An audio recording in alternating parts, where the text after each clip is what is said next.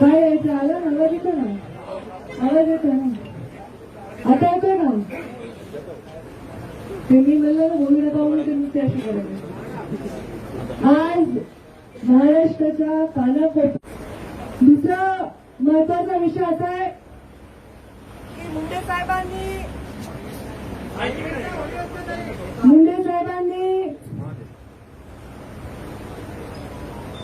आयुष्यभर खस्ता खाऊन वंचितांना आवाज देण्यासाठी काम केलं.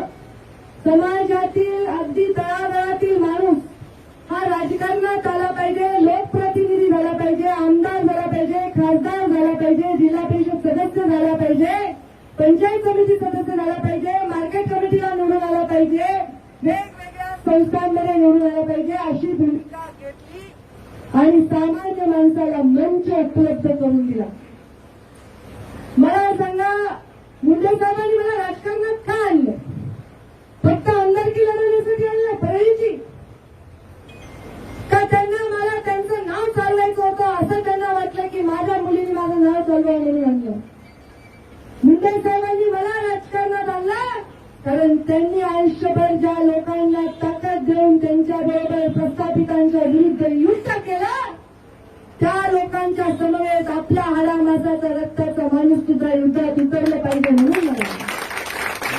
मी घरात बसणार, मुंडे साहेब मागे बनो आणि लोक रस्त्यावर उतरणार आणि घरातील माणसं मात्र वैभवात राहणार. हे मुंडे साहेबांचे संस्कार नाही म्हणून मला राजकारणात आणलं. तुझा फोन बंद रे, ए हिरो, तुझा फोन बंद कर, कारण इथे तुम्ही मला राजकारणात मुंडे साहेबांनी आणलं. ते एका मोठ्या आणि अत्यंत भव्य अशा विचारांना समोर घेऊन आणलं आणि माझ्या राजकारणाचा पाया मला मंत्री करा, मला संत्री करा, मला काही करा, माझ्या बहिणीला काही करा, माझ्या नवऱ्याला करा, माझ्या घराला करा, हे मुंडे साहेबांचे संस्कार नाहीत. आहेत का? माझा परिवार काय फक्त प्रीतम मुंडे आहे का? माझा परिवार या महाराष्ट्रातल्या कानाकोपऱ्यात मुंडे साहेबांवर प्रेम करणारा निष्पाप कार्यकर्ता. माझ्या या कार्यकर्त्यांना बळ देण्यासाठी मी राजकारणात आहे. माझी भूमिका काय होती? मुंडे साहेब लागले तेव्हा मी गोपीनाथ मुंडे नाव जगाला विसरू देणार नाही. काही लोक म्हणले काही लोक नाही, 99% लोक चांगलं बोलले, 99% सकारात्मक बोलले. काही लोक म्हणले वडिलांच्यामुळे पद देण्याची काय आवश्यकता. मला सांगायचे राजकारणात आले आणि माझ्या वडिलांचा अंतविधी सगळ्यांना आठवत असेल, आपल्या बापाचा अंतविधी सगळ्यांना आठवत असेल. सगळ्या लोकांचा असंतोष ज्वाला बनून डोळ्यामधून प्रत्येकाकडे पाहत होता आणि दगडांचा वर्षाव लोकांनी केला, अगदी आमच्याही अंगावर केला. मुंडे साहेबांच्या चितेला अग्नी देताना मला लोक ढकलत होते. मी म्हणत होते अरे मला अग्नी देऊ द्या. लोक म्हणत होते ते तुमचे वडील नाही, ते आमचा बाप गेलाय. किती लोकांनी मुंडन केलंय. मुंडे साहेबांच्या डोळ्यामध्ये मुंडे साहेबांच्या लोकांविषयी प्रेम होतं आणि लोकांच्या डोळ्यामध्ये मुंडे साहेबांविषयी श्रद्धाभाव बघितले. त्यावेळी मी संघर्ष यात्रा काढली होती ना. तुम्ही सगळे आला होतात ना संघर्ष यात्रेमध्ये. त्या संघर्ष यात्रेमध्ये काय भाषण करत होते मी? महाराष्ट्राच्या कानाकोपऱ्यात बसलेला जो माणूस माझ्या संघर्ष यात्रेचं भाषण ऐकलं त्याला माहिती आहे, माझं भांडण नियतीशी आहे.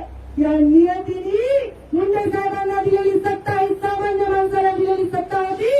या नियतीने सत्ता ती खेचून घेतली, आमच्या तोंडचा घास खेचून घेतला. माझं भांडण नियतीशी आहे. ती सत्ता खेचून आणून मी तुमच्या पायाशी अर्पण केल्याशिवाय शांत बसत नाही. कुणी चेक करा, मीडियाने जाऊन चेक करा. कधी मी भाषण केलं? मी मुंडे साहेबांची मुलगी आहे, मी मुंडे साहेबांचा वारसा आहे, मला अमुक पण पाहिजे म्हणले का मी आयुष्यामध्ये कधी? मला जेव्हा संघर्ष यात्रेमध्ये मी सभा घेत होते, लोक म्हणत होते, लोकांची भावना होती, पण मला माहित होतं कोणाचं नेतृत्व येणार आहे. मला ते माहित होतं आणि त्यांना माझ्या बापाचं स्वप्न काय होतं? भारतीय जनता पार्टीचा मुख्यमंत्री करणं. लोक पक्षापासून दूर जातील, लोक पक्षापासून नाराज होऊन दूर जातील म्हणून एकत्र आणावं आणि मुंडे साहेबांचं अंतिम स्वप्न पूर्ण करावं. जे 2 जूनला मुंडे साहेब बोलले होते भाजपचा मुख्यमंत्री झाला पाहिजे, ते मुंडे साहेबांचं स्वप्न पूर्ण करावं. त्याच्यासाठी संघर्ष यात्रा काढली का मला काय करावं काढली? केंद्रामध्ये पद देऊ करायला प्रस्ताव पाठवला होता राज्याच्या नेत्यांनी. पंकजा मुंडेंना केंद्रात मंत्रीपद द्या. मी नकारलं ते मंत्रीपद. मग तेव्हा जेव्हा माझं अस्तित्व पणाला लागलं होतं, माझ्याकडे शून्य ताकद होती, असं वाटत होतं की आपल्याकडे काही नाही, पायाखाली जमीन सरकली, तेव्हा मंत्रीपद नाकारलेली पंकजा मुंडे आज मंत्रिपदासाठी राजीनामा देणार आहे. तुम्हाला राजीनामा द्यायला लावणार आहे. अरे खूप लोक मला बोलले गेल्या 8 दिवसात, या महाराष्ट्रामध्ये मी पडल्यानंतर आम्ही राजीनामा देतो, आमच्या काही पंकजा मुंडेला निवडणूक लढा, असं सांगणारे लोकही आहेत. असं इतिहासात कधी झालेलं नाहीये. पंकजा मुंडेंनी आम्हाला निवडून आणलं, पंकजा मुंडेंच्या एक सभेने आम्ही निवडून आणलं, असं इतिहासात कधी झालं? हे पंकजा मुंडे नाही, हे गोपीनाथ मुंडे आहे. आणि गोपीनाथ मुंडेंचं जे प्रेम आहे, गोपीनाथ मुंडेंचं जे प्रेम आहे, तुमचं जे प्रेम आहे, मी गोपीनाथ मुंडे जगते म्हणून तुम्ही माझ्यावर प्रेम करता. मी लालची नाहीये, मला सत्तेची लालसा नाहीये, मला खुर्ची पाहिजे नाही, मी असुरक्षित नाही, मला कोणाला संपावून नेता व्हायचं नाही, म्हणून मी जिथे आहे तिथे आहे. मी काय माझी भूमिका मांडली होती, तरी तुम्ही नाराज झालात का?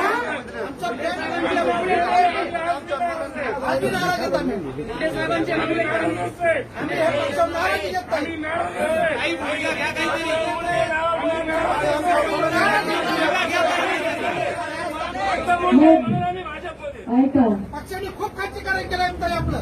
मला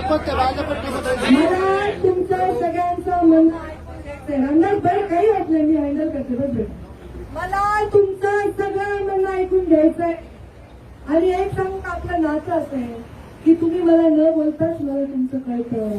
तुम्ही का असे वागलात, तुम्ही का असे वागलात, कारण माझ्या डोळ्यात पाणी बघितलं.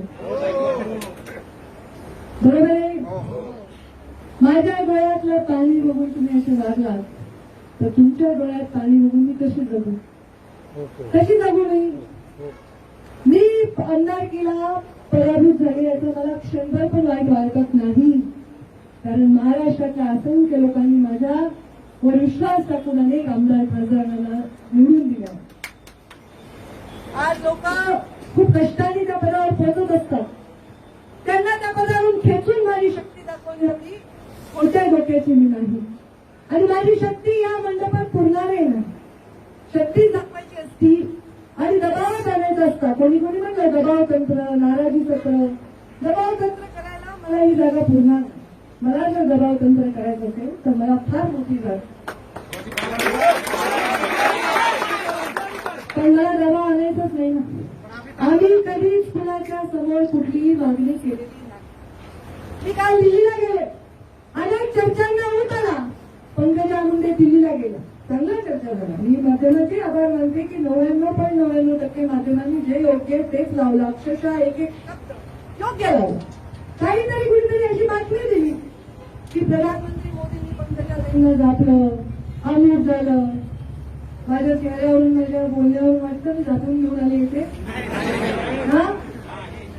मी प्रधानमंत्री नरेंद्र मोदी यांच्यावर आमची जी बैठक झाली ती 100% संघटनेचा विषय होता. अत्यंत सुंदर आणि अत्यंत चांगली बैठक झाली. सन्मानजनक आणि प्रेमपूर्वक वागणूक प्रधानमंत्र्यांनी आम्हाला दिली. आमच्याबरोबर भरपूर वेळ घालून आमच्याशी संघटनेची चर्चा केली. तर आमचे राष्ट्रीय अध्यक्ष जे.पी. नड्डा यांच्याशी माझी भेट झाली, मी त्यांच्याशी चर्चा केली. त्यांना मी सांगितलं पूर्ण राज्यातून नाराजी लोकांची आहे आणि नाराजीमुळे लोकांनी राजीनामा दिले. मी पत्रकार परिषद घेऊन देखील दिलेला आहे. ते म्हणले आप उनसे बात करके उनको समझा देंगे, हमें विश्वास. ते एवढी चर्चा आहे. कळलं का तुम्हाला? त्याच्या पलीकडे दिल्लीचा विषय नाही. आता मी दबाव आणून काय होणार आहे? मंत्रीपद जर झाली, शपथ झाली, आता दबाव आणून मी काय मिळवणार आहे का? काय मिळवणार आहे मी? आणि मला सांगा, मुंडे साहेबांचे संस्कार आहे माझ्या समाजात, म्हणजे वंजारी समाजात नाही, तळागाळातला माझ्यावर प्रेम करणारा कार्यकर्ता, कोणी पंचायत समिती सदस्य होते, कोणी सभापती होते, कोणी जिल्हा परिषद अध्यक्ष होते, कोणी आमदार होते, मला आनंद नाही का त्याच्यामध्ये?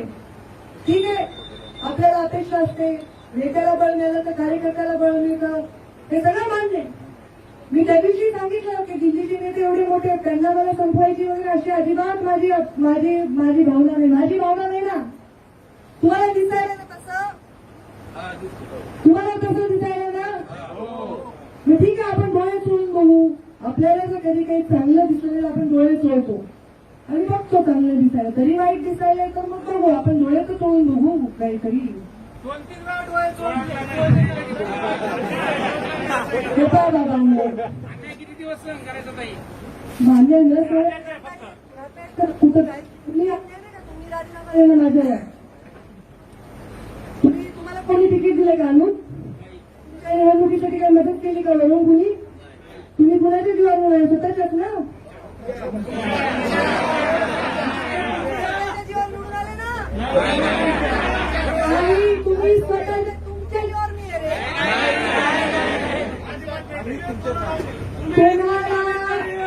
तुम्हाला पदावरून हटवू किंवा प्रत्येक पदावर माझा दावा ठोकून मी लहान नेता होत असते, मोठा नेता होत नाही. मोठा नेता त्याग करतो. मुंडे साहेबांनी जीवनामध्ये त्याग केला. मुंडे साहेबांनी रक्ताचं पाणी केलं, हराची कार्य केली, महाराष्ट्राचा कानाकोपऱ्यात पक्ष वाढवला. मी सांगितलं की मुंडे साहेबांनी कोणत्या सत्तेच्या खुर्चीवर विराजमान होण्यासाठी मला दिलं नाही. कोणीतरी म्हणलं पंकजाताई ना पक्षाने जे दिले ते पंकजाताई लक्षात ठेवतील. हो, मी जरूर लक्षात ठेवेन. मला पक्षाने जे दिले ते मी लक्षात ठेवी, नाही दिले ते तुम्ही लक्षात ठेवता. तुमचं फार हुशार अकाउंट आहे.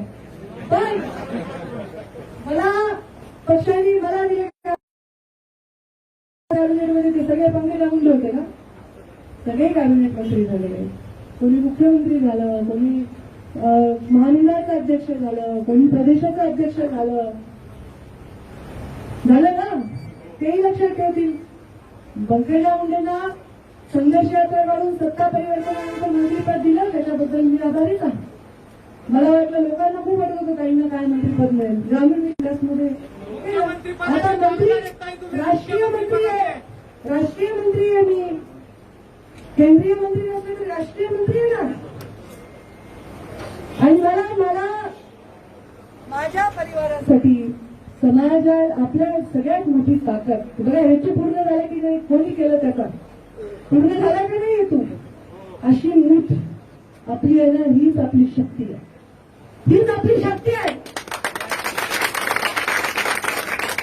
हीच शक्ती आहे. आणि हीच शक्ती आपली कमी करण्याचा डाव आपण सफल होऊ द्यायचा नाही. बरोबर आहे. त्यामुळे आज तुमचे सर्वांचे राजीनामे मी मंजूर करतो. मला प्रवास खडतर दिसतोय, मागेही खडतर होता, पुढेही खडतर. मी हारले असले इलेक्शनमध्ये तरी संपले नाही ना. मी संपले असते तर मला संपवायचे प्रयत्नही संपले असते, पण मी संपलेली नाही, मी आहे. बरोबर आहे ना. आणि मी माझ्या जीवावर आहे, तुमच्या जीवावर. इथे कोणी लाभार्थी मोठा माणूस नाहीये, ते बरोबर आहे. आतून मला सगळे टचमध्ये आहे, इथे काही खूप लोक दुखावले नाही तसं नाही, पण सगळ्यांना योग्य निर्णय घ्यायची योग्य वेळ असते. माझ्या भावांनो, अविचाराने कोणताही निर्णय का घ्यायचा? आपण सात्विक माणसं आहेत, 90% वारकरी आहेत, बरोबर आहे की नाही? आपली वारी असती, एक आपली वारी होती भगवान गडाची, असं हृदयाचे तुकडे तुकडे झाले, ती वारी बंद झाली. आपण आपला भगवान भक्ती केला.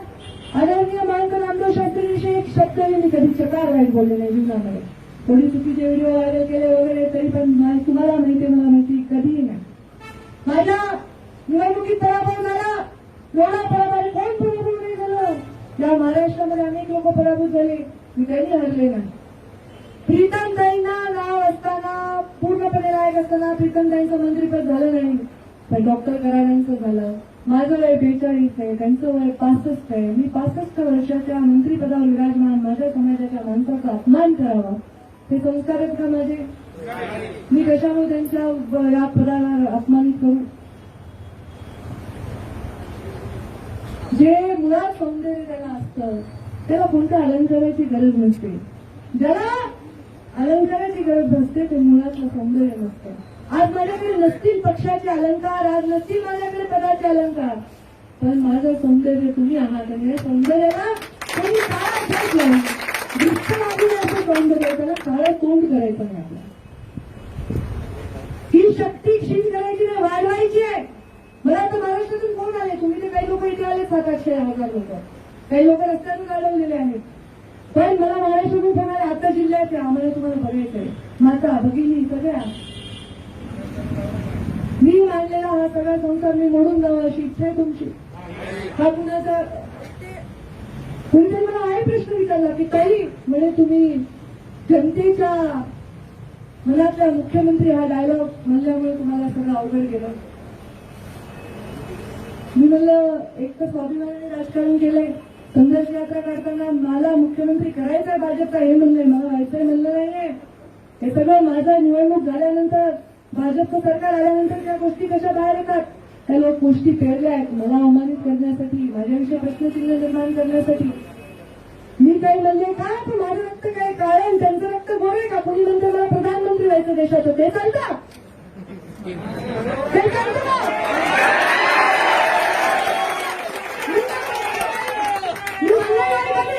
मी म्हणणार नाही. माझ्या देशाचा सर्वोच्च प्रधानमंत्री, माझ्या देशाचा जगाचा मान वाढवणारा प्रधानमंत्र्यांनी मला कधी अपमानित केलं नाही. माझ्या राष्ट्रीय नेत्यांनी मला कधी अपमानित केलं नाहीये. माझ्या या सगळ्या गोष्टींमध्ये कधीही मला त्यांनी कुठलाही प्रश्न विचारला नाही. मी सगळ्यांची साक्ष देऊन सांगते मला कधीही कुठलाही प्रश्न विचारला नाही. माझ्या पिढीची त्यांना जाणीव आहे असं मला वाटतं, असा मला विश्वास आहे. आणि नक्कीच मला भविष्यामध्ये यामध्ये तुम्हा सर्वांसकट न्याय हवाय, मला एकटीला न्याय नकोय.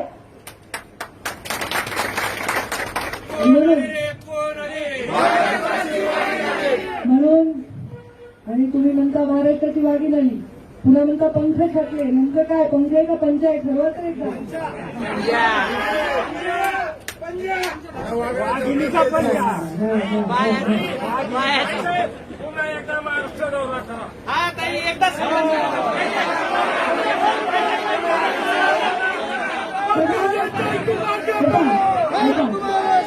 सादर सूत्र सादर सूत्र आहे.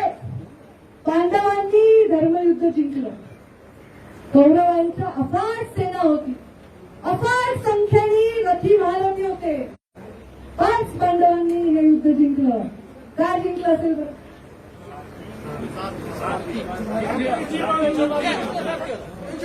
धर्म होता, नीतिमत्ता होती, सारथी कृष्ण होता, उत्तम राज्य करण्याची शक्ती होती, सगळं होतं की नाही. अन्याय झाला की नाही त्यांच्यावर. काय मागितलं त्यांनी, 5 गावं मागितले होते फक्त. 5 गावं नाही, 5 गावं मागितले होते. बरोबर आहे ना. मग श्रीकृष्ण कोण होणार आहे.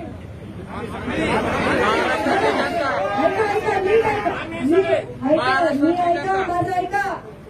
घर फुटल्याचं दुःख आम्ही भोगलंय, बाप मिळायचं दुःख आम्ही भोगलंय, पराभवाचा भ्रष्टाचाराच्या आरोपाचा सगळं भोगलंय. कारण एकच प्रॉब्लेम आहे, आम्ही कुणालाच भेट नाही.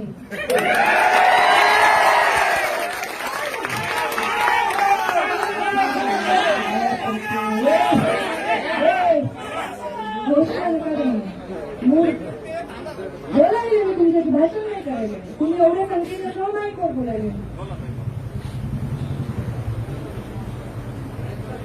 काय करत होते मी घोषणा आयोगामध्ये.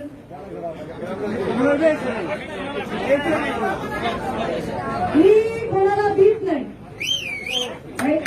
मी कोणाला भीत नाही, पण मी कोणाचा आदर करते की नाही. मी कोणाचा निरादर का करू. माझे संस्कार आहेत निर्भय राजकारणाचे, पण माझे संस्कार आहेत संस्कारित राजकारणाचे. मी माझ्यापेक्षा वयाने मोठ्या, मी माझ्यापेक्षा मानाने मोठ्या व्यक्तीचा कधीच अपमान केला नाही जीवनामध्ये. मी निर्भय आहे, ते तुमच्या जीवावर आहे. मी सांगितलं तुम्हाला कौरव आणि पांडवांचं युद्ध थांबवण्याचा संपवण्याचा प्रयत्न पांडवांनी केला. मग मी कौरव आहे का पांडव आहे. मला इच्छा आहे की धर्मयुद्ध टाळावं. का? कारण माझी सैनिक आडवे पडतात, घरात पडतात. मला नाही करायचं. तुमच्यासाठी माझं काय रे? त्याला कोणताही माणूस कोणताही निर्णय घेत असतो तो लाभार्थी असतो. त्याला मी आता बघा ना, तुम्ही आता जर तुम्ही यादी बघितली आमदार खासदारांची किंवा मंत्र्यांची सगळ्या पक्षातल्या, मी भारतीय जनता पार्टीविषयी बोलत नाही माध्यमांना, सगळ्या पक्षांच्या एक व्यक्ती स्वतःसाठी निर्णय घेऊन काही पद प्राप्त करू शकतो. पण मला तुमच्यासाठी सन्मान पाहिजे. माझ्यासाठी कुठे पाहिजे? मला आम्हाला असं- आम्हाला नाही पाहिजे, आम्हाला फक्त तुम्ही पाहिजे. पण मला तुम्ही पाहिजे. ऐका तर हे धर्मयुद्ध करायसाठी तुम्ही सर्व माझं ऐका. आपलं घर आपण का सोडायचं? आपण बनवलं घामानी कष्टाने बनवलं ना. काय संबंध आहे तुमचा? नाही तर काय संबंध? हे बनवले की नाही बघू. ज्या दिवशी छत अंगावर पडेल तेव्हा बघू. आपलं घर आपण सोडायचं का? तुम्ही असं म्हणता ना, काही अमुक करा, काही तमुक करा. मी काय सोडू? माझा नेता मोदी, माझा नेता मोदी, माझा नेता अमित शहा, माझा नेता ज्यांना मला आज सांगायचंय की मी काय करते काय नाही ते आता जे पी नड्डा आहे. ते मला विश्वास आहे की त्यांच्या जीवनामध्ये काहीतरी चांगलं आहे असा मला विश्वास आहे. जोपर्यंत विश्वास आहे आपलं काहीतरी काय आहे. आपण काही कशाला घाबरत नाही, आपण कष्टाला घाबरत नाही. कोयता घेऊन उचलतो. आपल्याला काय करायचंय? प्रश्न आहे की मला स्वतःसाठी काही नकोय, प्रीतमसाठी, आदितसाठी, यशस्वीसाठी काही नकोय. तुमच्यासाठी हवं. आणि मला माझ्या समाजात मला फॉर्म भरायला लावला होता भारतीय जनता पार्टी. पण मला न देता ते म्हणजे तुम्हाला देणं शक्य नाही. मी म्हणलं ठीक आहे, अच्छा धन्यवाद. बघितलं रमेश अप्पांचं नाव आलं. काय बिघडलं? ठीक आहे, आम्हाला नाही देता तुम्ही रमेश अप्पां दिलं. मी जर समाजाचा नेता आहे, मी मंत्री पदाधिकारी नाही आहे, मी खासदार आमदार नाही आहे ना. आज काय आहे मी? ग्रामपंचायत तुम्ही माझ्यापेक्षा प्रोटोकॉली मोठे आहेत. तुम्ही तर कोणी मार्केट कमिटीचे सभापती, कोणी नगरसेवक आहे, कोणी काय आहे. बरोबर आहे की नाही? मी तर पदावर नाही आहे. मी कोण आहे?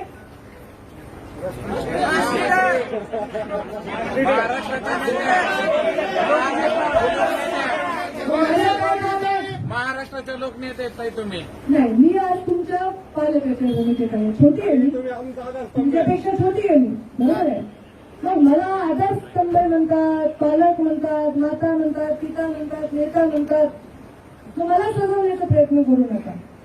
मी तुमच्याच अलंकाराने सजलेली आहे, तुमच्या आशीर्वादाने सजलेली आहे. मला कशाचीही आवश्यकता नाही. आज हे अजून एक कारण सांगते. कौरव आणि पांडवांचं युद्ध पांडवांनी जिंकायचं.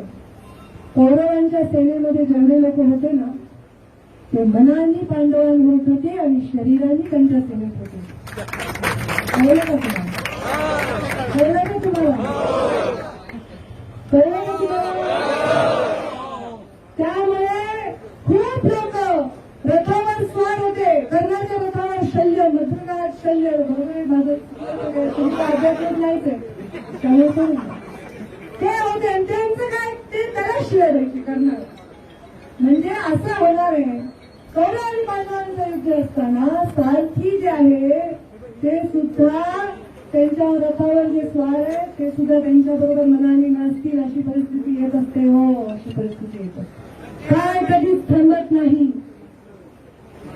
काय कधीच थांबत नाही. काय मी एकदम प्रसन्न, टवटवीत आणि फ्रेश आहे. दुःखी नाही. तुम्ही दुःखी आहेत, मला वाईट वाटत. आज तुम्ही अशा चेहऱ्यावर सगळं माझ्या ओळखीत टाका आणि चेहऱ्यावर चांगला हसू घेऊन बरोबर आहे ना. आज तर तुम्ही इथे सगळं संपवून आला होता. तुम्हाला माहित नव्हतं पुढचा प्रवास काय काय करायचं. पंकजा मुंडे काय करणार. बरोबर आहे ना. आता ते तुमचं सगळं माझ्या ओळखीत टाका. बरोबर आहे. आणि माझं ऐका, माझा ऐका. तुमच्या सगळ्यांचे सल्ले मी लिहून घेतल्यानंतर तुमच्या सगळ्या फायदा करून घेणार. पण माझा ऐका, आज तुमच्या सगळे दुःख माझ्या ओठीत टाका. माझ्या चेहऱ्यावरचं हसू तुम्ही तुमच्या घरी घेऊन जाणार. माझा सन्मान मला सर्वात जास्त प्रिय. मी काय मागितलं, मला काय नाही मिळालं, एवढ्या चिल्लर लढाईमध्ये मी जात. मला जायचं. बरोबर आहे. आणि आपली ही वज्रमूठ. अरे किती लढाया लढला तुम्ही माझ्यावर. एका रात्रीत मी भगवान गडाच्या पायथ्यावरून सावरगावला पोचले. भगवान गडाच्या जन्मस्थळी एका रात्रीत तुम्ही लाखोच्या संख्येने आला. ते एका रात्रीत किती संघर्ष केले आपण. पण आपला मूळ स्वभाव आहे तो आपली नीतिमत्ता, आपलं सामर्थ्य आणि आपला समर्पण. आणि माझं समर्पण फक्त आणि फक्त तुमच्याशी आहे. आज मी तुम्हाला आव्हान करते की आज आपण धर्मयुद्ध टाळण्यासाठी इथे उभे आहोत. आणि धर्माचा जो व्यक्ती असतो तो धर्मयुद्ध टाळण्याचा प्रयत्न करत असतो. आणि तो श्रीकृष्णाने केला, तो धर्माने केला, तो अर्जुनाने. माझे भीम आणि अर्जुन आणि सगळे तुम्ही माझे महारथी आहात. आणि तुम्ही मी सांगितलं की त्यांच्या रथावर स्वात आपल्या मनातून आपल्याशी जोडले जाऊ शकतात आणि जोडले गेले तुम्ही विश्वासाने सांगते. त्यामुळे ही लढाई पुढे अजून आपल्याला लढायची, अजून गोष्टी होणार आहेत. माझ्या जिल्ह्यात काही लोकांनी असं भाष्य केलं, काही लोकांनी असं भाष्य केलं पंकजाताई पक्षाने दिलेलं विसरणार नाही वगैरे वगैरे. मी म्हणलं हो, मला तरी कळेल की कोणत्या पक्षाने दिलेलं काय विसरायचं नाही. काही लोक तुमच्याकडे किती पक्षांची यादी आणि कुणी कुणी काय दिलंय. अरे नेत्यांचे गाणे म्हणून त्यांना मोठेपणा देऊन मोठे होणारे मी नाही. मला पक्षाने काय दिलंय, मला दिलंय, आमच्या चंद्रकांत पाटलांनी दिलंय. सहकार मंत्री झाले आमचे दादा पीडब्ल्यूडी मंत्री झाले, आमचे दादा रेव्हेन्यू मंत्री झाले, आमचे आज आशिष शेलारांनी खूप चांगलं वक्तव्य केलं. तेव्हा कार्यकर्त्याच्या मनामध्ये जो रोष आहे तो काही बंद नाही, तो रोष आहे तो कोणी ऐकावा. तुमचा रोष कुणाला ऐकून ऐकू देणार. सगळ्यांनी फळी दरेकरांनी सांगितलं, सगळ्यांनी सांगितलं की नाही. विश्वास राम शिंदेने आज सांगितलं की पंकजाताई हे चुकीचं झालंय, मिळायला पाहिजे होतं प्रीतमताईंना, पण आता पंकजाताई योग्य निर्णय घेते. खूप लोक घालून बसलेले असतात, बरोबर आहे ना. मला काळजीने आई आणि बापाच्या दोन्हीची भूमिकेने निर्णय घ्यावे लागतात. तुम्ही खूप म्हणता हे कर ते कर, तुमचं सगळं ऐकून कसं जमल. त्यामुळे तुम्हाला सर्वांना विनंती आहे, आज इथे आपण या सगळ्या आपल्या प्रवासाला हे केंद्रीय नेतृत्वावरचा विश्वास आणि त्यांच्या डोक्यात असणारे काही विषय असतील, काही प्लॅन असतील त्याच्यावर सोडून द्यावा. एक या पूर्ण माझ्या प्रवासाला एक स्वल्प विराम द्यावा. पूर्ण विराम म्हणून नाही, एक स्वल्प विराम. कळते का स्वल्प विराम? तुम्ही इंग्रजी ऐकून मराठी द्यावा. आपल्या जीवनाचं स्पिरिट असंच ठेवा. हे तुमची जी शक्ती आहे ती जरा इकडे तिकडे होऊ देऊ नका. काय माझं न बोलता तुम्हाला कळलं, तुमचं न बोलता मला कळतंय. आता ही स्पिरिट असंच राहू द्या. तुमच्या राजीनाम्यावर स्वार होणारी मी नाही. मला दबावतंत्र राजकारण करणं जमत नाही. कारण मी काही कोणत्या पक्षासाठी कोणाच्या चार दरवाज्यात माझ्या जोडे घेतलेले नाही.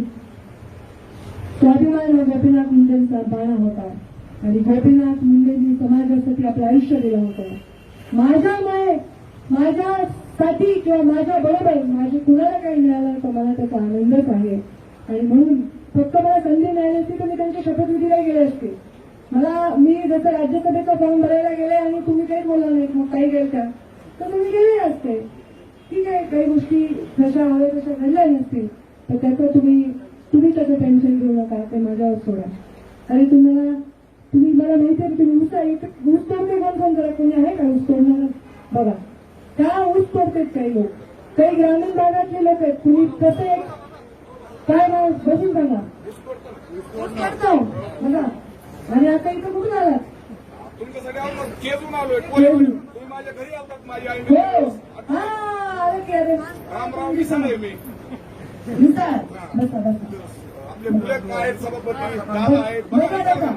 मग हे ऊस तोडणारा माणूस मला एकाने सांगितलं, मोठे साहेब एकदा जिल्हा परिषद उमेदवार कुणाला द्यायचं. जिल्हा परिषदला उमेदवार कोणाला दिला उसातून शिवाजी अप्पा मुंडे आले का माहित नाही मला. शिवाजी अप्पा उठून आला उसातून निवडणूक लढायला असं एक एक माणूस घडलाय. काय असंच घडायचं का सगळं. उसाच्या भरातून आणून शेतात का मजुरी करणाऱ्या माणसाला उचलून सभापती बनवले, कुणाला सदस्य बनवले, कुणाला काय बनवले आणि आमदार दुसऱ्याच्या रथावर स्वार सगळे रथी आहेत आपल्याबरोबर. पण तुमचं हे पद माझ्यासाठी जास्त महत्वाचं आहे प्रीतम नायका मंत्रीपदापेक्षा. इथून पुढे कधी असा प्रयोग मला प्लीज करू नका. प्लीज तुम्ही माझ्यासाठी सगळ्यात जास्त महत्वाचे. तुम्ही जेव्हा मी जाते तिथे तुम्ही बोलत येतं ना ताई मी माझ्या मार्केटचा सदस्य आहे, मला एवढा आनंद वाटतो. अरे हा आपला गरीब माणूस एक मार्केटचा सदस्य आहे. आता आपण ओबीसीचं आंदोलन केलं, यशस्वी झालं, निवडणूक पुढे ढकलली की नाही, दबाव आला की नाही. आपलं मुख्य ध्येय काय. आपलं मुख्य ध्येय एक पद प्राप्त करणं नाही. आपलं मुख्य ध्येय गोपीनाथ मुंडेंचं स्वप्न, वंचितांचं आघाडी आणि वाणी बनण्याचं स्वप्न पूर्ण करणं आहे. आणि त्याच्यासाठी काय आणि त्याच्यासाठी मला त्या दिवशी वाटेल की बाबा आता इथे राहत नाही तेव्हा बघू. आपलं घर आपण सोडायचं नाही हा माझा निर्णय आणि तो तुम्ही मान्य करणार आहे हा माझा विश्वास आहे. करणार ना. करणार ना. माझा मोदीजींना ऐकू द्यायला काही घोषणा द्यायला जरा. भारतीय जनता पार्टीचा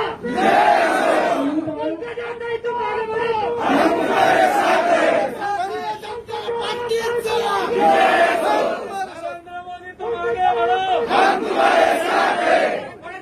तुम आगे बढ़ो, हम तुम्हारे साथ हैं.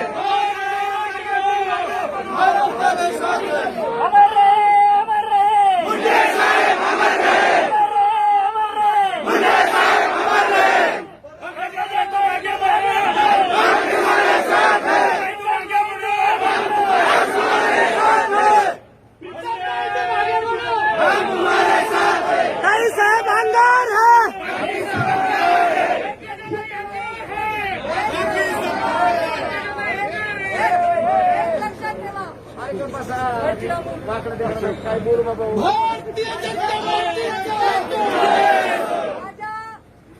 लोकांची तुकडे पडण्याच्या अनेक हे पाप सफल होऊ देऊ नका. आपण सगळेजण एका मुठीत राहू. भलेही 2 दिवस कमी खाऊ, भलेही आपण कुठे जिथे आपल्याला त्याग करायचं तिथे त्याग करू, पण आपण सगळेजण एका मुठीने एका जीवाने राहू. जीवाने मानतो जे आपल्या सगळ्यात मोठी शक्ती आहे ती शक्ती त्याच्यावर खूप आपल्याला काम करावं लागणार आहे आणि तुम्ही हे मला यशस्वी करून दाखवणार आहे हा विश्वास आहे. त्यामुळे आता आपण आलात 2 ग्लास खावा प्रेमाने. काही जिल्ह्यांना मी आज बोलवते, त्यांच्याशी पर्सनल चर्चा करते. जे काय त्यांचं म्हणणं आहे मला रागवायचंय ओरडायचंय काय ते ऐकून घ्यायला मी तयार आहे. त्याच्यानंतर आपण सर्व इथून जावं अशी माझी सगळ्यांना विनंती. व्यवस्थित सुखरूप व्यवस्थित आपण अशी मला विनंती आहे. महाराष्ट्राच्या कानाकोपऱ्यातून ऐकणाऱ्यांना हात जोडून विनंती आहे. या धर्मयुद्धामध्ये सामान्य माणसाचा बळी जाऊ नये याच्यासाठी मी राजकारणात आहे. माझ्या मुंडे साहेबांनी मला हेच शिकवलंय. माझ्या कार्यकर्त्यांचं बळ कमी करून स्वतःचं बळ वाढवून माझे संस्कार नाही आणि म्हणून मी जो शब्द दिल्लीत उच्चारलाय की माझे लोक माझं ऐकतील आणि